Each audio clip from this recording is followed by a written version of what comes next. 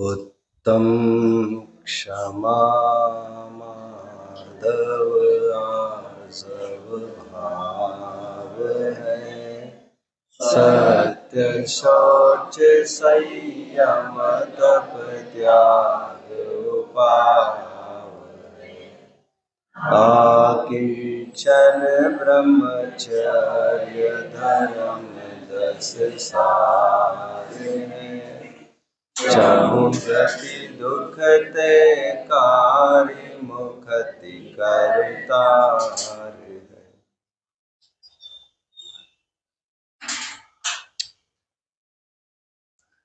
कुछ इस कदर मैंने अपनी जिंदगी को आसान कर लिया, कुछ इस कदर मैंने अपनी जिंदगी को आसान कर लिया, किसी को माफ कर दिया और किसी से माफी मांग ली। खम्मामि सव्वे जीवा खमन्तु मे, मिट्टी में सव्व भूयेषु वेरम मध्यम न केनवि। और जैसे बौद्ध साहित्यिक भी कहते हैं, नहीं वैरेण वैराणी शाम्यन्तः कदाचन। भला आग से भी कभी आग बुझती देखी है क्या किसी ने? आग को बुझाने का काम तो पानी ही कर सकती है। उत्तम क्षमा।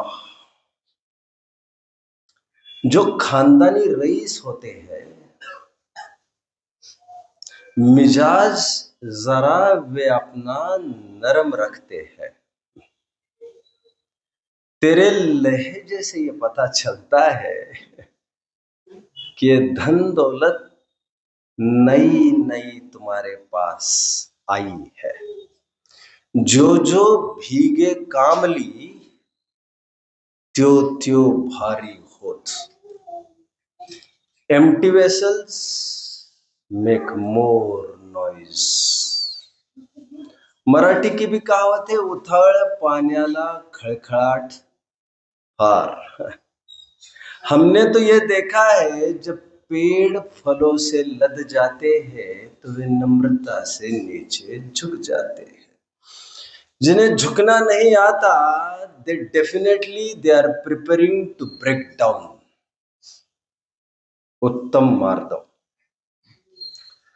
हम इतनी हल्की सोच क्यों रखे हैं कि लोग मुझे अच्छा कहें? हमें इसकी क्यों पड़ी है कि हम अच्छा दिखे? रादर हमें लगना चाहिए हमें अच्छा बनना है। अच्छा दिखने के लिए दूसरों की नजर में खड़ा रहना होता है, लेकिन अच्छा बनने के लिए अपनी नजर में खड़ा रहना होता है। और जब तक आप स्वयं को दुनिया से पृथक होकर विशेष रूप से अपने को ही अहमियत नहीं देते हो, तो औरों की भी नजर में बढ़ने से आप क्या कर जाएंगे? अक्सर वे लोग अपने को बड़े सस्ते में बेच देते हैं जो अपनी कीमत ढंग से नहीं कर पाते। मुझे अच्छा दिखना नहीं है, मुझे अच्छा बनना है। सज्जनों की निगाह में यह अच्छाई छिपी नहीं रह सकती है, फल स्वरूप उसकी भी प्राप्ति हो ही जाएगी। उत्तम आर्जव। एक और, एक और, एक और, ये अंतिम, ये और। ऐसे एक एक बूंद की प्रतीक्षा करता हुआ वो संसार वृक्ष पर लटका हुआ बेबस राहगीर अभी आने वाले संकट की थाह ले नहीं पा रहा है। और उसको ये भी तो पता नहीं है कि जो लिफ्ट देने वाला ऊपर आकर खड़ा है देव विमान लेकर, उसे और बहुत सारे क्लाइंट्स को डील करना है। You are not the only one. जो सबसे गर्जीव होगा हम उसे क्यों नहीं लिफ्ट करेंगे? एक बूंद और के रस के लोभ में तुम धधकती भट्टी में चतुर्गति के गर्त में गिरने की तैयारी कर रहे हो। भोग पुण्य फल हो एक इंद्री, क्या इसमें लाली। उत्तम शौच। धर्मात्माओं आओ, चर्चा में आज उत्तम सत्य की चर्चा प्रसंग प्राप्त है। दोपहरी में वैसे चर्चा चल ही रही थी हम सब भाइयों की। सांख्य वेदांत लोग ये मानते ही है कि ईश्वर की सत्ता सर्वत्र है। एक को हो ब्रह्म और कुछ नहीं है इस विश्व में, द्वितीय नास्ति। सियाराम में सब जग जानी, ब्रह्मम सत्य जगत मिथ्या, एक ब्रह्म ही है सर्वव्यापक। एको हम बहुश्याम। मैं ही तो अनेक अनेक फॉर्म्स में, मैं ही तो खड़ा रहता हूं तुम्हारे सामने। आपको याद आ रहा है जब प्रहलाद की परीक्षा लेने के लिए, उसकी भक्ति की परीक्षा लेने के लिए, अथवा उसके आराध्य भगवान की परीक्षा लेने के लिए उसी के शत्रु पिता हिरण्यकश्यप ने अट्टहास करके जब उसे चुनौती दी और पूछा कहाँ है तेरा भगवान, तो उसने कहा सर्वत्र। जहम तहम देखी राम धरी धनुबाना। साहित्य ये कहता है ज्ञानियों को सर्वत्र भगवान के दर्शन होते, जित देखू तित लाल, नेह नानास्ति किंचन। सर्वत्र एक भगवान ही दृष्टिगोचर होते हैं। श्रद्धा अपेक्षा तो ये बात खरी है, बट जो हमारे ये भाई कह रहे हैं कि ईश्वर की सत्ता सब में है, सब में उनका अंश है, यह बात तो लॉजिकली भी सिद्ध नहीं होती। और यदि सब में सबका अंश होता तो हमारा दुख थोड़ा वो भी भोगता, उसका सुख थोड़ा हम भी भोगते। टोडरमल जी ने खूब खंडन किया है, पांचवें अधिकार में पढ़ लेना चाहिए। इसलिए जो ईश्वर की सत्ता, एक ईश्वर की सत्ता सर्व में मानता है, वो बहुत बड़ा धोखा है। हाँ, ये बात सही है, हर एक पदार्थ में हम ईश्वरत्व मानते तो है, बट वो ईश्वरत्व उस अपनी निजी वस्तु का है, उसका अपना ऐश्वर्य है और उससे कोई उसकी लग्जरी हिराने में समर्थ नहीं है। उस वस्तु का वैभव इतना ही है कि वो वस्तु उसी वस्तु रूप बनी रहती है, अन्य वस्तु रूप नहीं होती। तीसरी गाथा में इसी को कुंदकुंदाचार्य देव विश्व का सौंदर्य कह रहे थे। बट जैसे सांख्य कह रहे हैं सर्वत्र उसी की सत्ता है, ऐसा नहीं, ऐसा नहीं, ऐसा नहीं, ऐसा नहीं। सर्व में ईश्वर की सत्ता नहीं है, लेकिन सर्वथा ईश्वर की सत्ता है। Please please please be focused, be focused. 4 शब्दों को आपने सुना होगा, द्रव्य, क्षेत्र, काल और भाव। सर्व यह शब्द द्रव्यवाची संज्ञा है, सर्वत्र यह शब्द क्षेत्रवाची संज्ञा है, सर्वथा यह शब्द कालवाची संज्ञा है, और सर्वदा यह संज्ञा शब्द भाववाची संज्ञा है। जब प्रसंग आएगा तो फिर कभी इसका एक्सप्लेनेशन हो सकेगा, बट फिलहाल इतना ही, ईश्वर की सत्ता सर्व में नहीं होती। एक ही ईश्वर की सत्ता सर्व में नहीं होती। भला ऐसा होता तो तुम अर्धनारीश्वर क्यों बनते? Why were you so desperate for Parvati to make her your integral part? जब सब में सब है तो ये क्या फिर? तो ये सब संभव नहीं है। हाँ, ईश्वर की सत्ता सर्वथा है, मुझ में सर्वथा है। गौर से सुनते रहिए। मैं मेरे प्रकरण में प्रवेश कर रहा हूं। मैंने अभी तक इतना ही कहा कि ईश्वर की सत्ता सर्व में नहीं है जैसे वैदिक लोग मानते हैं, बट ईश्वर को देखने की कोशिश करें हमारी सभी पर्यायों में। एक मैं ही तो व्याप्त हूं। जब निगोद आदि की पर्याय थी, उस निगोद के नकाब के पीछे एक मैं ही तो छिपा था। इस मनुष्य पर्याय में, इस प्राप्त वक्तापने के पर्याय में, इस बाने, इस भेष के पीछे एक मेरी ही तो सत्ता है। आगे आने वाली जितनी भी पर्याय है उनके मुखौटे हैं। मुखौटे समझ में आता है? जो उनके मास्क है, जो उनके कॉस्ट्यूम्स है, mask is a proper word, उस मास्क के पीछे छिपा एक मैं ही तो मैं हूं। इन सभी पर्यायों में व्याप्त एक सर्वव्यापक मेरी ही सत्ता है। मैं था, मैं हूं और मैं रहूंगा। जो निगोद में सो ही मुझ में, सो ही मोक्ष मंजा। अनेक अनेक किरदार को निभाता हुआ एक मैं ही तो था। चतुर्गति में भटकता हुआ वो मैं ही तो था। आज इस सुंदर मुकाम पर खड़ा, इस किरदार उसके पीछे फिर मैं ही तो खड़ा हूं। आगे भी सर्वत्र, सर्वत्र का तात्पर्य सर्वथा, समस्त पर्यायों में इन किरदारों के पीछे एक मैं ही तो खड़ा रहूंगा। सब ये मेरी ही तो इजाद है, सब ये मेरी ही क्रिएशंस है। ये समस्त पर्याय मेरे से ही प्रसूत है।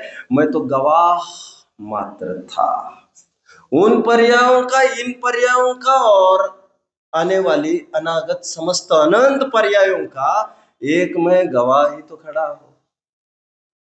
कुछ बात है कि हस्ती मिटती नहीं हमारी, सदियों रहा है दुश्मन दौरे जहां हमारा। न में मृत्यु कुतोर भीति, न में व्याधि कुतो व्यथा, ना हम बालो न वृद्धो हम युवैतानि उद्गति। इन सभी अवस्थाओं के बीच में एक बैकग्राउंड के रूप में एक मैं ही तो खड़ा था। मैं ही हूं और मैं इन समस्त पर्यायों का एक गवाह मात्र, Spectator, just a Spectator. I am a born Spectator. एक चैप्टर था हमें स्कूल में, 7th 8th में था। चैप्टर का हेडिंग था confessions of a born Spectator. सभी घटनाक्रमों को मैं मेरे सामने, आंखों के सामने बस देखता जा रहा हूं। ये चलचित्र है मेरे सामने। आज कुछ पर्याय है, ये पर्याय हटेगी, कल नई पर्याय आएगी। पुराने का व्यय होना, नए का सृजन होना, ये तो ट्रिनिटी, ये त्रयात्मक रूल है। इसे कहते हैं थियोस्कोपी, ब्रह्म ज्ञान कहते हैं इसको। डिसअपियरेंस पूर्व पर्याय का व्यय, मैनिफेस्टेशन नई पर्याय का उत्पाद, permanency with change and change with permanency. स्वयंभू स्तोत्र में समनभद्राचार्य देव बहुत सुंदर छंद बोल रहे हैं। घटमौली स्वर्णार्थी, नाशोत्पाद स्थिति स्वयं, शोक प्रमोद माध्यस्थम जनो याति सहेतुकम। कैसे स्तोत्र लिखे। नाना आपको मटकने नहीं दिया जाएगा। और जैसे मैं पहले से कहता रहा हूं, जैन धर्म, जैन दर्शन बड़ा धीर गंभीर दर्शन। उछल कूद वालों को यह दर्शन समझ में आएगा नहीं, आ सकता नहीं, जब तक यह थिरकना बंद होगा नहीं, और जब तक आप थिर हो पाएंगे नहीं, क्योंकि विचारकों का धर्म है। और विचार करने के लिए चाहिए टाइम, और टाइम के साथ चाहिए एकांत। ऐसी बात नहीं थी कि न्यूटन ने पहली बार कोई वस्तु को गिरते हुए देखा था, और ऐसी भी बात नहीं है कि दुनिया ने कभी गिरते हुए एप्पल को देखा नहीं होगा। लेकिन आज पहली बार बगीचे में शांति से बैठे थे, और जब जीव एकांत में होता है और शांत चित्त होता है, ऐसे शांत चित्त की धरातल पर ही सुंदर फल पनपते हैं and discoveries get launched there. I think Galileo Galilei भी चर्च में केवल, पूरे चर्च में सभी ईसाई भक्त चर्च के बाहर निकल गए थे। एक गैलीलियो गैलीली ही आखिर तक एक बेंच पर बैठे, और उनका ध्यान आकर्षित हुआ एक पेंडुलम की तरफ। अब तो भाई साहब खोज होकर रहेगी। जब भी जीव को थोड़ा टाइम होता है और थोड़ा विचार करने का अवसर होता है, एकांत में होता है, तो बड़ी बड़ी खोज करने के लिए वो समर्थ हो जाता है।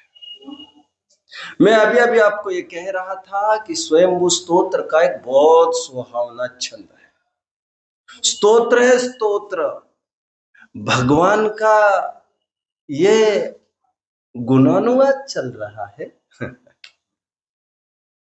धवल में भगवान को और जिनवानी को अभेदता स्थापित की, और भगवान और जिनवानी में कुछ भी अंतर नहीं है ऐसा सिद्ध किया। छंद ये कहता है, घटमौली स्वर्णार्थी, अर्थ तो समझते ही होंगे भैया, शास्त्री आप भी हो, राइट। घटमौली स्वर्णार्थी नाशोत्पाद स्थिति स्वयं, शोक प्रमोद माध्यस्थम जनो याति सहेतुक।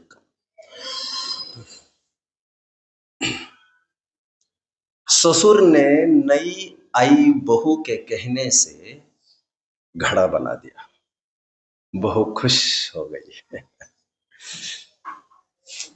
3 साल के बाद छोटे लड़के की शादी हुई। Now come on my dear, now it's his turn. और जैसे ही तारीख निश्चित हुई विवाह की, तो घड़े को बदलकर उसी का मुकुट बनाया गया और नई बहू को दे दिया गया। पहली बहू शोक संतप्त हो गई,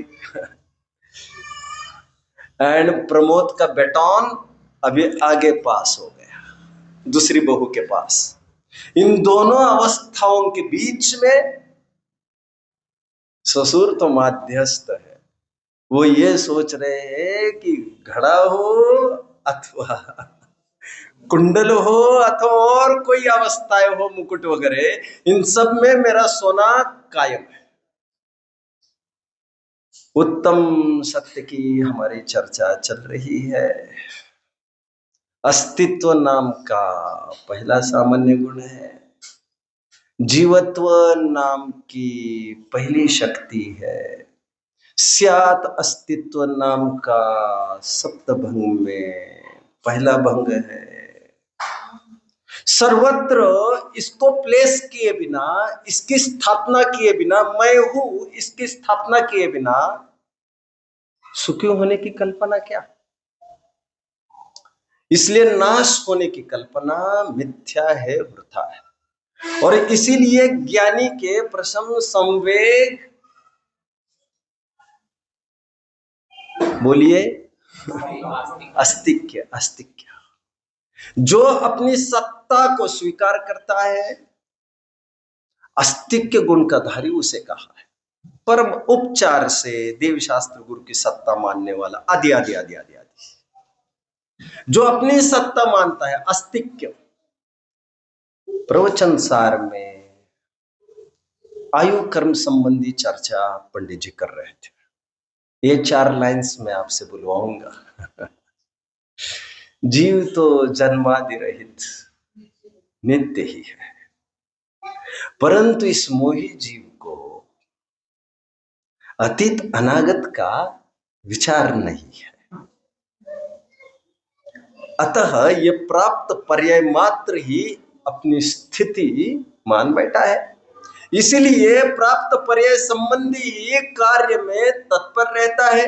चारों कोई रिपीट करेगा? चलिए मुझे रिपीट करिए। जीव तो जन्मादि रहित नित्य ही है। प्लीज। परंतु इस मोही जीव को अतीत अनागत का विचार नहीं है। परंतु इस मोही जीव को अतीत अनागत का विचार नहीं है। भ्रम से वो प्राप्त पर्याय मात्र ही अपनी स्थिति मानता है। भ्रम से वो प्राप्त पर्याय मात्र ही अपनी स्थिति मानता है और पर्याय संबंधी ही कार्य में तत्पर रहता है।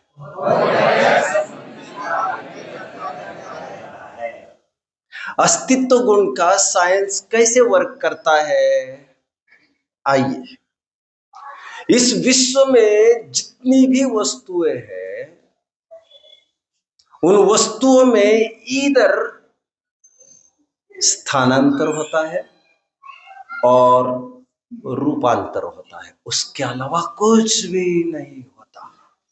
इस विश्व में जितनी भी वस्तुएं हैं, उनमें दो ही पॉसिबिलिटीज है। कौन कौन सी माय डियर? एक स्थानांतर और एक रूपांतर। रूपांतर का तात्पर्य अवस्थांतर। इंग्लिश के वर्ड्स कहना चाहूं तो दो ही पॉसिबिलिटीज है वस्तुओं में, एक तो ट्रांसफर होना और एक तो ट्रांसफॉर्म होना। इंग्लिश के बहुत अच्छे शब्द हैं। एक तो transfer is displacement from one place to the other, और एक इज ट्रांसफॉर्म, अवस्थांतर होना। इस विश्व में वस्तु के अंदर दो चीजों में से ही कुछ होता है। कंडीशंस अप्लाइड, वो तो हर जगह अप्लाइड होती है भैया। हम कहे तो और हम ना कहे तो। समंत भद्र आचार्य देव ने ऐसे लिखा है एक जगह, जैनेतर लोग स्यात लगाए फिर भी उनकी बात झूठी, और हम जैनी लोग स्यात लगाए अथवा नहीं भी लगाए, हर एक बात सत्य है, क्योंकि ज्ञातृ अभिप्राय नय। यह सब विवक्षाएं ज्ञानियों के ज्ञान में विद्यमान रहती है। मैं एक चीज तो खुलासा कर रहा था अभी, वो क्या था my dear? Please will you repeat? Repeat नहीं करोगे? वैसे आकर बैठ गए आप। हाँ, शाबाश शाबाश। वस्तु में दो ही चीजें संभव है, एक तो अवस्थांतर और एक तो स्थानांतर, स्थलांतर। You may call it anything. एक बार की बात है, हम सब विद्वान बैठे थे 8-10, सहजता में बात उठी, क्या मालूम तब हम होंगे या नहीं होंगे, ये काम जल्दी कर दो। मैंने कहा था होंगे तो यहां नहीं होंगे तो कहीं और होंगे, होंगे तो होंगे तो। A thing can neither be created nor destroyed। और उदय ऐसा भी प्रबल हो सकता है कि अवस्थांतर हुआ और उसी घर में पैदा हुआ, उसका स्थानांतर भी ना हो पाया, ऐसा भी होता है। वरांग चरित्र में तो ऐसा तो उदाहरण आया है, बड़ा हॉरिबल उदाहरण है, हॉरिबल। पति पत्नी के साथ भोग कर रहा है और गर्भधारणा हुई और पति चल बसा और जो पति था वही पुत्र हो गया। मादाय होदी धूदो, धूदाय होदी मादो। स्त्री भी पुरुष होता देखा जाता है, पुरुष भी स्त्री होता जाता है, पत्नी भी माँ होती देखी जाती है, माँ भी ट्री होती देखी जाती है। मूलाचार में वट्टकेर स्वामी कहते हैं, मैं किसको भोगूं, मुझे तो कुछ समझ में ही नहीं आता। वस्तुओं में दो ही चीजें होती है, एक स्थानांतर और दूसरा रूपांतर। और दो वस्तुएं हैं जिसमें क्रियावती शक्ति है, जीव और पुद्गल। बाकी जितने छह द्रव्य है उनमें रूपांतर निरंतर होता रहता है और प्रत्येक समय में नया फॉर्म डेवलप होता है और पुराना फॉर्म खत्म होता है। बट ऐसा कभी भी नहीं होता कि मूल वस्तु ही गायब हो गई। एक ऑथर ने बहुत अच्छा कहा है, something can never be nothing and nothing can never be something. कितने जन समझ रहे बात को? रिपीट करेंगे। इमर्सन ने यह कहा, साइंटिस्ट इमर्सन का कहना है, something can never be nothing and nothing can never be something. जो पंचास्तिकाय संग्रह की गाथा कह रही है, भावस्य नथि नासो अभावस्य चैव उत्पादो, हूबहू वहां पर सार बैठा है। और प्रत्येक समय में हालतें बदलती जा रही है। जो अभी का पुरुरवा है वही आगे चलकर महावीर का रूप धारण करता है। यहां नहीं कहीं और, इस फॉर्म में नहीं किसी और फॉर्म में मैं निरंतर विद्यमान रहा हूं। मेरी सत्ता को कोई चुनौती नहीं हो सकती। कौन कहता है कौन कहता है मौत आई तो मैं मर जाऊंगा? मैं तो दरिया हूं, मैं समुद्र में उतर जाऊंगा। जिसे अपना विराट रूप धारण करना आता है वो वैसे भी अपनी सत्ता का नाश नहीं करता। हालांकि प्रवचनसार की 108 नंबर की गाथा ये हमें कह रही थी कि द्रव्य सत है, गुण सत है और पर्याय सत है। अर्थ और वस्तु का ही अर्थ है कि वह है। क्या कहा? प्रवचनसार की 87वीं गाथा आप सबको रिफर करना चाहिए। वहां पर अर्थ शब्द के 3 अर्थ किए हैं, जो प्राप्त कराता हो अथवा जो प्राप्त होता हो। और 108 नंबर की गाथा में कहा जा रहा है द्रव्य भी सत है, गुण भी सत है और पर्याय भी सत है। आज दोपहर में चर्चा आ रही थी कि इन 4 अभावों को कहने का क्या तात्पर्य है। वस्तु स्वातंत्र्य, वस्तु स्वातंत्र्य। एक पर्याय दूसरे पर्याय रूप नहीं होती, इसलिए एक पर्याय के नाश होने में मेरा नाश नहीं होता। हर एक पर्याय में मैं व्याप्त हूं, हर एक पर्याय में मैं व्याप्त हूं। और हर एक पर्याय के 2 टुकड़े आपको करते आने चाहिए, एक पर्याय विशेष और एक पर्याय सामान्य। उस पर्याय में भी अनादि से लेकर अनंत तक मैंने स्वयं को व्याप्त कर लिया है। वही गंगा इलाहाबाद में भी बहती है, वही गंगा काशी कानपुर सर्वत्र बहती है। वही गंगा राइट फ्रॉम गंगोत्री, वही Ganga right from Himachal down to Bengal की खाड़ी, एक वही गंगा का अनुस्यूत फ्लो आपको नजर आना चाहिए। इसे कहते हैं टेक्निकल भाषा में ऊर्ध्वता सामान्य। क्या कहते हैं इसे? ऊर्ध्वता सामान्य का तात्पर्य जो महावीर में है वही मारीच में है, वही शेर में है, वही सिद्धावस्था में है, वही निगोद की पर्याय में था, वही वैश्य की पर्याय में था, वही अकवा के पेड़ की पर्याय में था। सर्वत्र अनुस्यूत रूप से वही वही वही जीव है। तभी तो हम कहते हैं ना, देखो ये पुरुरवा से कैसे महावीर बन गया। अनुस्यूत फ्लो उनका चल रहा। प्रवचन सार की 80 गाथा, 80वीं गाथा, जिसमें यह कहा जा रहा है कि जो स्वयं को अरहंत समान मानता है, किस अपेक्षा? द्रव्यपने, गुणपने और पर्यायपने। उस पने को, उस इसेंस को, उस सत को इसेंस को सत ही तो कहते हैं। नींबू का सत कहते हैं ना लोग, नींबू का सत, जिसमें कुछ होता ही नहीं, नींबू नींबू। हमारे यहाँ तो अभक्ष बताया गया, लेकिन सत का तात्पर्य इसेंस, इसेंस उसका। समय प्रवचन सर के 80वीं गाथा की टीका में कहा जा रहा है कि जैसे अरहंत भगवान है वैसा ही मैं हूं। समय सार कहता है जैसे सिद्ध है वैसा मैं हूं।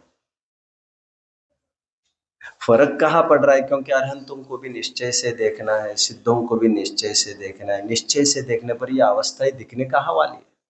और प्रवचन सार सिद्धों को कैसे दिखा सकता है? वो तो डेमो दिखाता है, डेमो। प्रैक्टिकल बेस्ड है प्रवचन सार, इसलिए उसकी बात की जाती है जो आंखों के सामने विजुअल हो, विजुअल। और ये तो अनुमेय है, सिद्ध तो अनुमेय है, हालांकि है तो अरहंत भी अनुमेय, जो प्रत्यक्ष नहीं है, बट फिर भी समवट प्रत्यक्ष है। स्थापना निक्षेप के जरिए इतना काम हमने कर लिया है।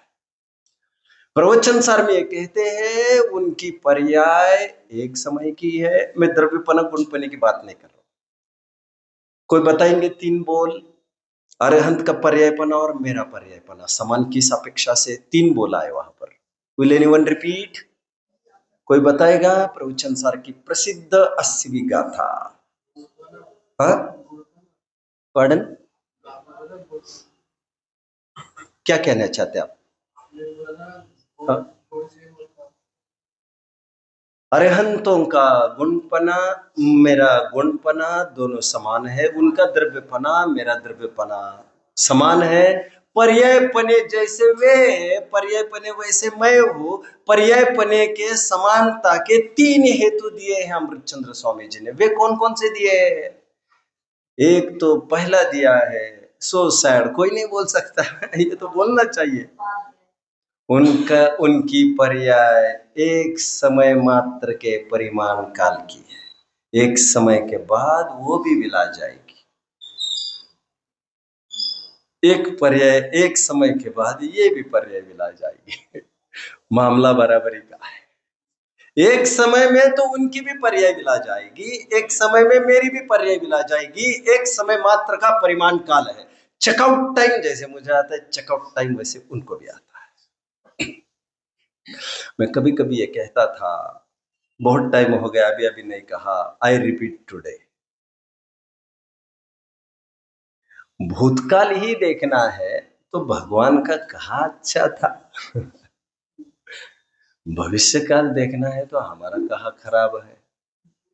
वर्तमान में यदि इतना एनालाइज करते आया तो आप भगवान के बिल्कुल समीप जाकर विराजमान होंगे। इसलिए मैंने 2 दिन पहले भी कहा था आपको, राहुल सांकृत्यायन ने इस बात को कहा है।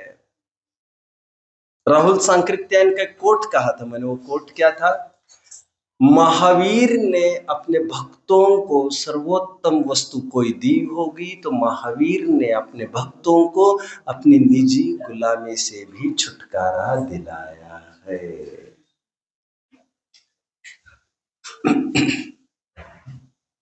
उनकी भी पर्याय एक समय की, मेरी भी पर्याय एक समय की।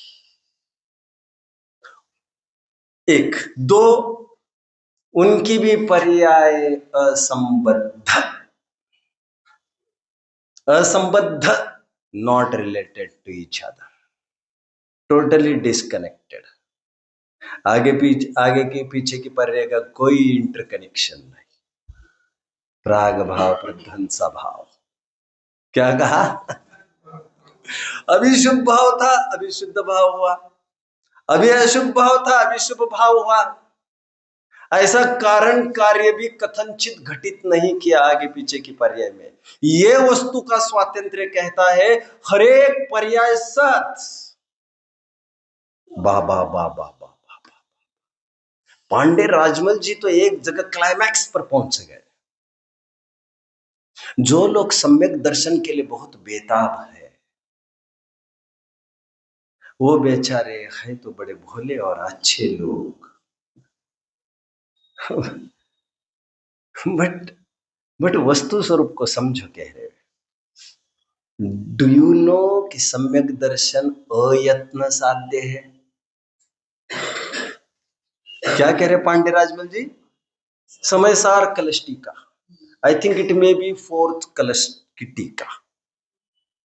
वहां पर ये कह रहे हैं, जो लोग ये समझते हैं समय मैं सम्यक दर्शन की प्राप्ति कर जाऊंगा, पुरुषार्थ से होगी, उन्हें वे ये समझाते हैं calm down my dear, don't get excited. Calm down समझ में आया? थोड़े ठंडे हो जाओ माय डियर, ठंडे हो जाओ। क्या तुम जानते हो कि सम्यक दर्शन भी अयत्न साध्य है? कौशन, सावधान, जिन वचन अपनी अपनी अपेक्षा लिए हुए हैं, खींचतान करोगे तो टूटोगे तुम। आगम संददीत न तो विघटयेत। आगम में जब भी दो अलग अलग कथन मिले तो ज्ञानी जनों का काम है उनकी संधि मिलाए, उनमें विघटन ना करे। आर्षम संददीत न तो विघटयेत। मैं 3 हेतु गिना रहा हूं, अरहंतों को और अपने को, दोनों को एक ही प्लेटफॉर्म पर खड़ा कर रहा हूं। कैसे है वे अरहंत?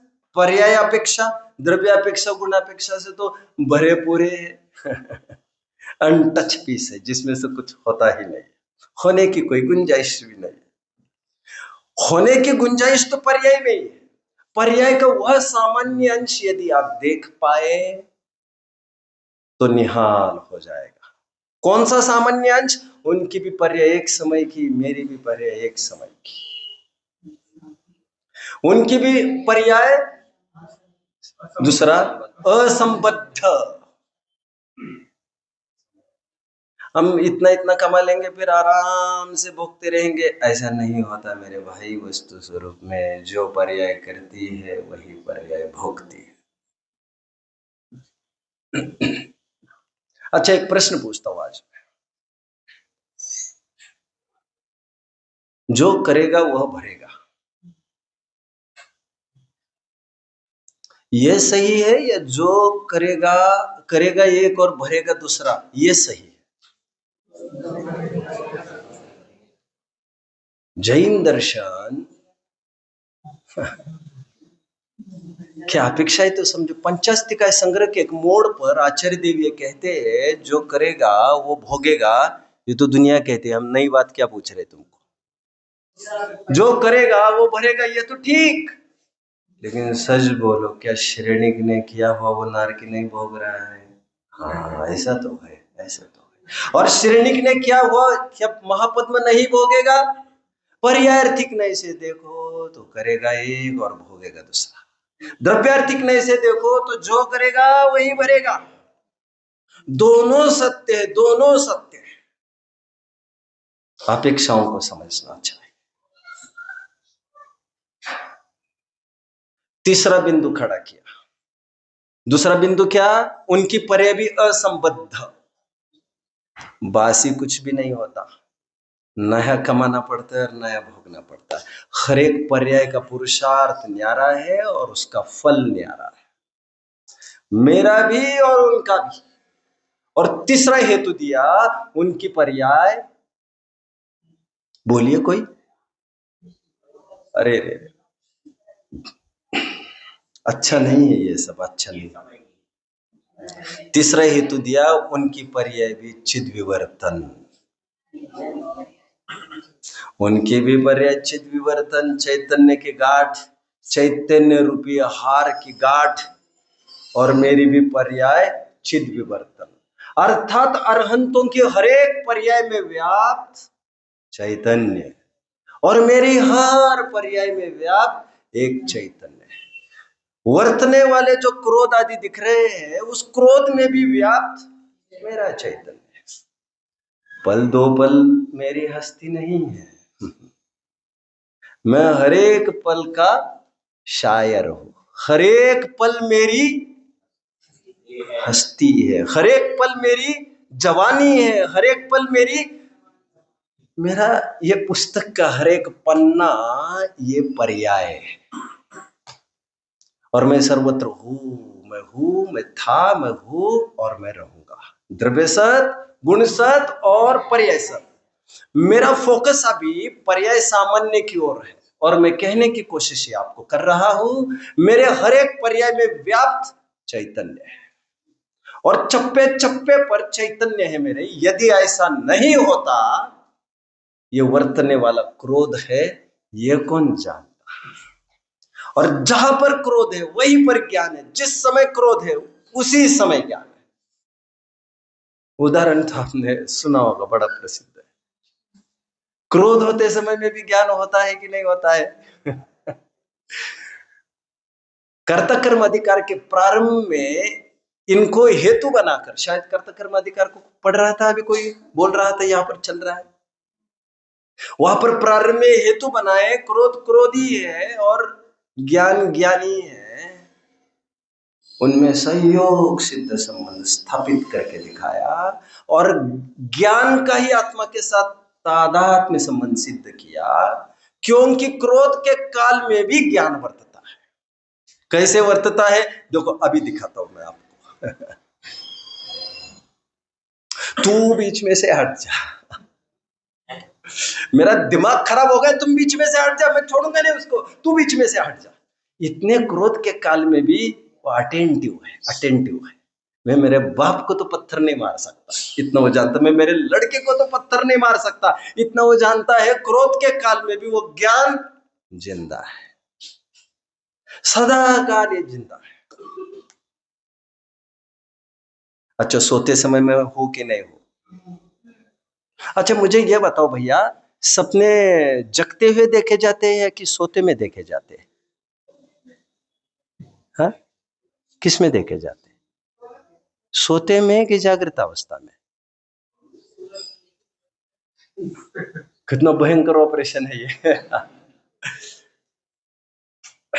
अच्छा, ये कौन कह रहा? मुझे कल अच्छी नींद आई, ये कौन बोल रहा है? सोते समय में भी एक तत्व निरंतर जिंदा है, जो ये जान रहा है। मुझे सपना आया और फिर आधे में ही टूट गया। ये मुझे सपना है जो तुम बोल रहे हो, ये तब का अभी भी एक कांस्टेंट अंश विद्यमान होना जरूरी है, जो तब का फीडबैक दे। कोई ना कोई वहां पर रिकॉर्ड कर रहा था, वो मैं ही तो था। सपने देखे तो निद्रा में ही जाते हैं, ऐसा तो लोग कहते हैं। बट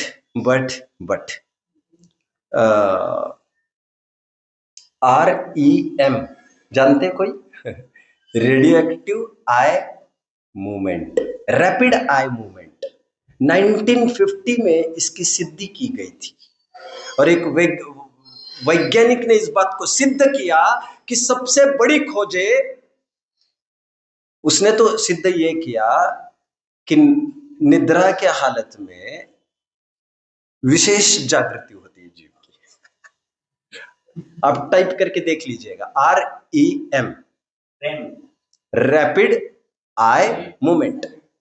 आपको चमत्कार के रूप में थोड़ी सी बातें साझा कर देता हूं। आओ, क्या आप जानते हो दांडी मार्च, सॉल्ट सत्याग्रह, साबरमती, वो तो दूसरे दिन हुआ, बट महात्मा गांधी जी ने पहले ही रात में सपने में इसे देख लिया था।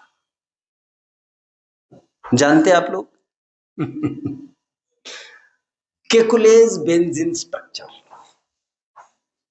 बेंजीन C6H6, छोड़ो। Bohr's model, BOHR, Bohr's model जो पढ़े हैं, ये सब जो मैं बता रहा हूं आपको, ये सब सपने में पहले दिन देख चुके थे वैज्ञानिक। जो सुई की खोज हुई है ना, सुई की, सुई नीडल, उसे पहली रात सपने में देखा और दूसरे दिन इसका अमल हुआ कि ऐसा हो सकता है। अरे इतना ही क्यों, आपको याद आ रहा है आचार्य विद्यानंदी? आचार्य विद्यानंदी वैदिक ऋषि थे पहले। आचार्य विद्यानंदी पहले वैदिक ऋषि थे। 10वीं सदी में हुए आप तो परीक्षा के लेखक, अष्टसहस्त्री के लेखक। कौन? आचार्य विद्यानंदी। ये पहले वैदिक ऋषि थे और इन्हीं का बनाया हुआ एक स्लोगन था, भैया हाथी के पैर के नीचे मर जाना, जिन मंदिर में नहीं जाना। हस्तिनो ताड़ियो मानोपी न गच्छे जैन मंदिरम, इन्हीं का स्लोगन था अपना। क्या हाथी, बाय चांस यदि मैं जा रहा हूं और रास्ते में और कोई रास्ते नहीं निकल रहे और पीछे से चिंगाड़ता हुआ हाथी आ जाए और मेरा मरण निश्चित है, और रास्ता एक ही है और रास्ते पर एक जैन मंदिर भी है, तो भैया तुम तो मर जाना हाथी के पैर के नीचे, लेकिन जैन मंदिर में प्रवेश नहीं करते। ऐसे वो कहते तो थे, लेकिन एक दिन अचानक ऐसा हुआ कि ठोकर लग गई, गिर गए। आज अच्छा होना था, कुछ ठोकर अच्छा होने के लिए भी लगती है। और कान पे हाथ रखकर निकलते थे जैन मंदिर के सामने से, आज कान से हाथ निकल गए और उनके कान पर कुछ शब्द पड़े, यत्र तत्र त्रैण किम, क्या अन्यथानुपपन्नत्वम यत्र तत्र त्रैण किम, नान्यथानुपपन्नत्वम यत्र तत्र त्रैण किम, अन्यथानुपपन्नत्वम यत्र किम तत्र पंचभी, आदि आदि आदि। सीधे अंदर चले गए। ये भैया तुम अनुमान किए दो ही अंग से काम निकलेगा, बोले हाउ इज इट दैट, ऐसा कैसे होगा, ऐसे कैसे होगा, ऐसे कैसे होगा।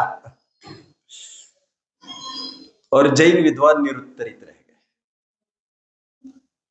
और उन्होंने दिमाग चलाया रात भर रात भर रात भर रात भर।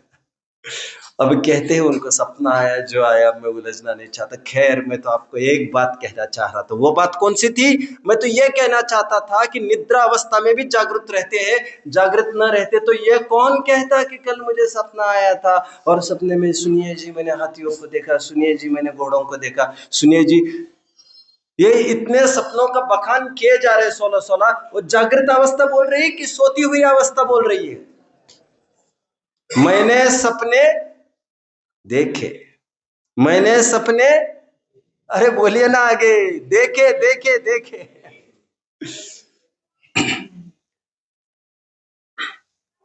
टोडरमल जी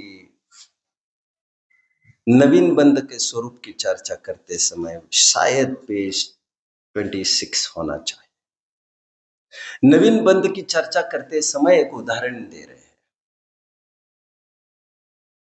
उदाहरण ये दे रहे हैं कि जैसे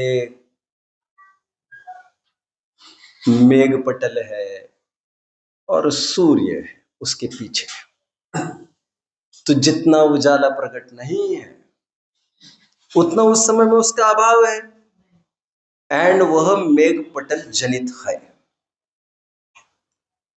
समझे?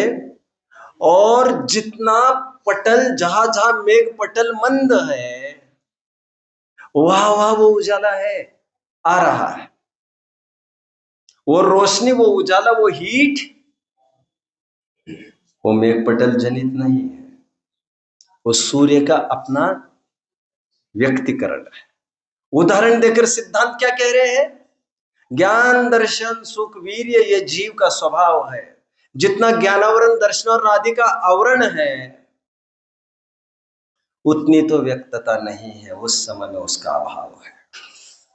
लेकिन आगे ये कह रहे हैं और जितना क्षयोपम है ज्ञानावरण आदि का, उतनी तो ज्ञान दर्शन सुख वीर्य की व्यक्तता है। यह व्यक्तता बोलिए स्वभाव का अंश है। वाव ये तो स्वभाव का अंश है। आगे लिखते हैं इसका कभी भी अभाव नहीं होता। जीवत्व के सूचक यह लक्षण है जो सिद्ध करती है कि चैतन्य दर्शन को धारण करती हुई यह मैं आत्मवस्तु हूं। नित्य उघाड़म। नेमिचंद सिद्धांत चक्रवर्ती ने एक फैंटास्टिक शब्द बोला, कौन सा? बोलिए, नित्य उघाड़म। क्या? नित्य उसका उघाड़ रहता है। एक ऐसा पॉइंट है ज्ञान का जिस पर कभी भी आवरण नहीं आ सकता। ज्ञान पर्याय में कभी भी पूर्णतया आवृत्त नहीं हो सकता। अक्षर के अनंतवा भाग भी क्यों न हो, वो निरंतर निरावरण बना रहता है, अन्यथा जड़त्व का प्रसंग आएगा। अविभाग प्रतिच्छेद घटते हैं बढ़ते हैं, घटते हैं बढ़ते हैं, बट कभी भी वो जीरो की तरफ नहीं जाते, क्योंकि जीव जानना देखना तुम्हारा हमारा एक अनुजीवी गुण है। अनुजीवी गुण, अनुजीवी गुण की परिभाषा की गई थी, भाव स्वरूपी गुणों को अनुजीवी गुण कहते हैं।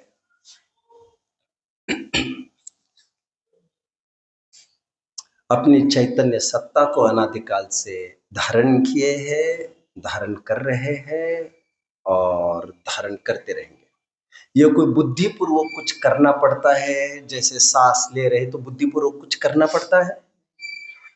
और खरेखर विचार किया जाए तो सद्द्रव्य लक्षणम, समस्त वस्तुएं हैं, जितनी भी विश्व की वस्तुएं हैं वे सब सत है। हम सब, मैं कभी कभी कहता हूं, हम सब साधर्मी है। मैं और माइक भी साधर्मी हो सकते हैं। माइक और मैं साधर्मी हो सकते हैं। तुम हिंदू मुसलमान की बात करते हो, दिगंबर श्वेतंबर की बात करते हो, क्या हम साधर्मी हैं? हाँ है, क्योंकि समान धर्म क्या है उनमें और मुझ में? वे भी है और मैं भी हूं, और हमारे लिए होना ही पर्याप्त है। एक मेरे पास टाइम तो है, 5 मिनट चलेगा ना? हाँ या ना? नहीं, लेने तो वैसे ही वाला हूं मैं थोड़ा चार्ज कर रहा हूं। हाँ ठीक है, ओके ओके। बहुत टाइम पहले when I was in 8th standard, I came across news when I was reading a newspaper. एक किसान की घटना अखबार में छप कर आई थी, जो मुझे बहुत अपील कर गई और आज भी बहुत फ्रेश है मेरे दिमाग में। उस किसान पर बहुत बड़ा कर्जा हो गया था। अब बड़े की तो कौन परिभाषा करे, उसके लिए 3 लाख भी बहुत बड़ा कर्जा है। सालों से यह कर्जा उसके माथे पर था और बेचारा सज्जन था और तभी तो परेशान था। लेकिन अब की बार उसने सोचा था कि इस बार खूब फसल हुई है, अच्छी बरसात भी हुई है, खूब मेहनत भी की है और यह मेहनत रंग लाई है, फसल के रूप में सामने खड़ी है। सेठ को बोल दिया, आने वाले 10-15 दिन में मैं आपके सब पैसे चुका दूंगा। और उसी बीच में भयंकर बाढ़ आ गई और पूरा फिर खेत चला गया। अखबार में आई हुई घटना बता रहा हूं मैं, सुनते जाइए। अचानक उस किसान को यह लगा, अरे क्या जीवन है, हमारे पुराणों में भी कैसी कैसी घटनाएं हैं। वसुदेव, वसुदेव का जीव याद आ रहा है आपको? मुनि का संग बैठा था नीचे, और जब मुनि का संग बैठा था, एक शैडो आ रही थी, जा रही थी, आ रही थी, जा रही थी, आ रही थी, जा रही थी। अरे कौन है यार? तो ऊपर पहाड़ पर एक आदमी आजमाइश कर रहा था। अरे आत्महत्या करना हर एक के बस की थोड़ी है, हड्डी पसली सब खेल खत्म, और जिंदा बच गए तब तो और खेल खत्म। हम तो चूकने न पाए। तो आगे आता, वो सब गहराई देखकर पीछे हट जाता। जैसे ही पीछे हटता, घर की प्रतिकूलता उसको कचोटने लगती। लड़की की शादी नहीं हो रही है, लड़का रोगग्रस्त है, इतनी हालत खराब है। फिर पीछे जाता, लेकिन कहता है ऐसे में जीकर क्या करेंगे। फिर आगे आता, फिर पीछे, फिर आगे, फिर पीछे, फिर आगे, फिर पीछे। संघस्थ 2 मुनियों ने पूछा, what's wrong with this person? तो फिर संघस्थ 2 जनों को, 2 मुनियों को कहा, जाओ उसे संबोधन करो, कृष्ण और बलभद्र के जीव थे ये, और आगामी भव के तुम्हारे पिता वसुदेव।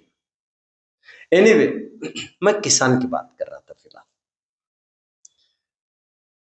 और किसान ने झट से ये सोचा कि कमजोर लोगों को आत्महत्या ये झटपट का उपाय लगता है। हालांकि समस्या तो मिटती नहीं है। जिस प्रकार कबूतर आंखें बंद करने से, वो बिल्ली के द्वारा भक्षण करने से बचता तो नहीं है और अपने बचाव के सभी उपाय खत्म कर देता है। प्रतिज्ञा करना चाहिए, होश हवास में ही जो होगा सो होगा। जानन देखन हमारा स्वभाव है, उसे अटेस्ट करना सीखो। जितनी भी प्रतिकूलताएं है उसका भी ज्ञाता ही है तू। किसान ने सोचा मुझे मर जाना बेहतर है, लेकिन जैसे मरने को उद्यत हुआ उसने ये सोचा अरे मैं मर जाऊंगा तो फिर कर्जा कैसे चुकाऊंगा, जिंदा रहूंगा तभी तो कर्जा चुका पाऊंगा। और इसके लिए मुझे जिंदा रहना पड़ेगा। अनंत अवसरों का पिंड है हमारा जीवन। जीवन में आने वाली हर एक पर्याय एक नवीन नवीन नवीन नवीन नवीन सुबह, एक नवीन रौनक, एक नवीन अवसर लेकर आती है। क्या मालूम कब यू टर्न कब लग जाए। जानते ना अब्दुल कलाम क्या क्या आत्महत्या करने के लिए चले गए। आई थिंक कहा ऋषिकेश। Nice nice. किसी का मिलना बन गया उनको, किसी ने रोका और ये शहंशाह हो गए भारत के। अकबर पर कभी नौबत थी, वे आत्महत्या करने चले गए। उनको एक साधु के संदेश ने बचा, ये पर्याय ही चली जाएगी। पर्याय का तो स्वरूप ही है चले जाना। हमारे दोनों हाथ में लड्डू है, जो हम चाहते ये निकल जाए, वैसी पर्याय कहते बाबा तुम चाहोगे तब भी मैं रहने वाली नहीं हूं। और हम ध्रुव वैभव हमारा बनाए रखना चाहते हैं, तो ध्रुव वैभव ये कहता है भैया तुम चाहोगे तब भी हम हटने वाले नहीं है। हमारे दोनों हाथ में लड्डू है, पर्याय की तरफ देखो तब भी खुश हो जाओ, ध्रुव की तरफ देखो तब भी खुश हो जाओ, कहीं भी देखो खुश तो हो जाओ। ध्रुव नहीं दिखता, छोड़ो तो अभी। किसान की घटना से मुझे इतना ही कहना था कि अनंत पर्यायों का सिलसिला जारी है, जारी रहता रहेगा और उसके द्वारा मैं ही अपना जीवन व्यक्त करता हूं। इस पर्याय में नहीं सही, अगली पर्याय तैयार रहे। एक हार से कोई फकीर, एक जीत से कोई सिकंदर नहीं होता। थोड़ा पेशेंस भी रखना चाहिए और हम है तो सब मुमकिन है। हमारा रहना जरूरी है, वस्तु स्वरूप से तो हम है ही, लेकिन आस्था डेवलप चाहिए। जब होप खत्म होती है तब आदमी डिप्रेशन में चला जाता है। शरीर से बाद में कृश होता है, पहले मन से कृश होने लगता है। अकाल में ही बुढ़ापा इस टेंशन से आने लगता है। इसीलिए उम्मीद पर ही आसमान टिका है। तत्व ज्ञान की पुख्ती बुनियाद पर आपको आने वाले भविष्यों के पर्याय का सर्जन करने का विकल्प बनाना चाहिए। ओम।